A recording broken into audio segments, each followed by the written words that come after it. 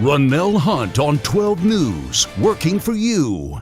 What happens when during your daily routine, you come to the Marion County Public Library to check out a book, and out of nowhere, you disappear.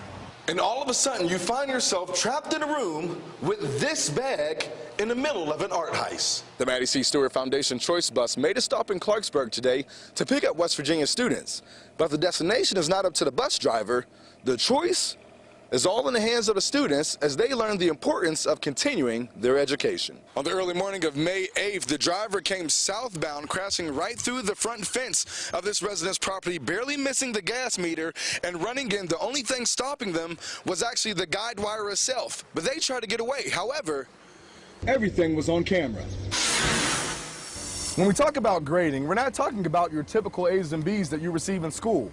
But with this $250,000 machine, the Department of Highways is making sure that these roads pass the test. Make no mistake about it, excavating on any uncharted territory is dangerous all by itself. But Intertech hosted a mock line strike drill to explain what to do before, during, and after procedure in case the good, bad, and ugly occur. Okay, picture this. You come to school trying to do the best you can and realize the president of your community college is locked in jail. Now he needs your help. Ronnell Hunt, we hear that you definitely came dressed for the party. Absolutely, Dawn. Right now I'm downtown here in Clarksburg for the trick-or-treating event. Now, I heard you guys talking about a little bit earlier about the Halloween costume contest, so I thought I'd get in my get-up myself, your official WBOY cowboy down here. Ronnell Hunt, who focused on the Marion County election, is live in the newsroom. And Ronnell, you say that there was a switch in only one of the 50th delegate district seats. That is absolutely correct, Dawn. With a very tight race in our House of Delegate 50th Delegate District, both Democratic incumbents Linda Longstreth and Mike Caputo secured their seats for another term this previous Tuesday. But one incumbent did not re-enter, as Democratic candidate Michael Angelucci won the third seat with the 18% to 17% 59-vote lead against Republican Guy Ward. The three-filled Democratic seats marked the first time since 2016 that all seats were blue. Event, games, dancing contests, and free candy are just the few fun options for those attending it. Check this guy out. Reporter Ronnell Hunt. What are you, the Rhinestone Cowboy tonight?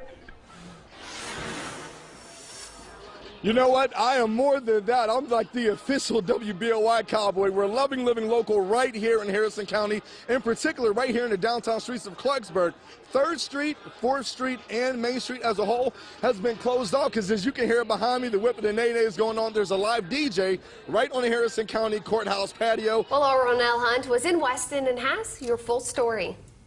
Make no mistake about it, excavating on any uncharted territory is dangerous all by itself. But Intertech hosted a mock line strike drill to explain what to do before, during, and after procedure in case the good, bad, and ugly occurs. The mock natural gas line strike shows what happens when a line is struck by mechanized digging equipment and what steps need to be taken in the immediate aftermath. Anytime you're just putting in a mailbox or if you're building a fence, much less if you're putting in a pipeline, we all want to have safe procedures to do when we're doing any kind of excavating. When done the right way through flagging and surveying, a job can be made seamless. And if the digging procedure is done incorrectly, as you can see behind me, the situation itself could get so much worse.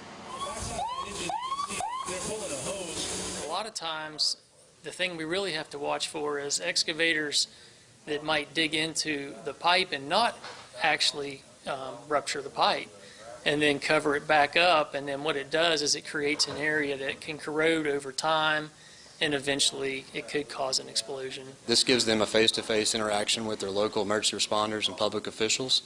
By doing that, they have that interaction together when there is an incident. First responders and other company officials urge that before any company starts digging, it's better to be safe than sorry and dial 811 before they begin.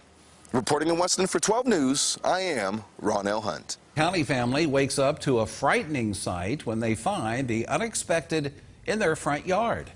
Ronnell Hunt has this exclusive story. He just come in and said, hey, you need to come see this. So I didn't know what I was coming out to. And I walked out, and when I seen it, it just killed us.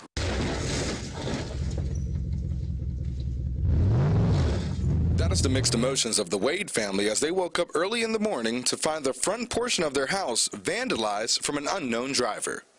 On the early morning of May 8th, the driver came southbound, crashing right through the front fence of this resident's property, barely missing the gas meter and running in. The only thing stopping them was actually the guide wire itself, but they tried to get away. However, everything was on camera.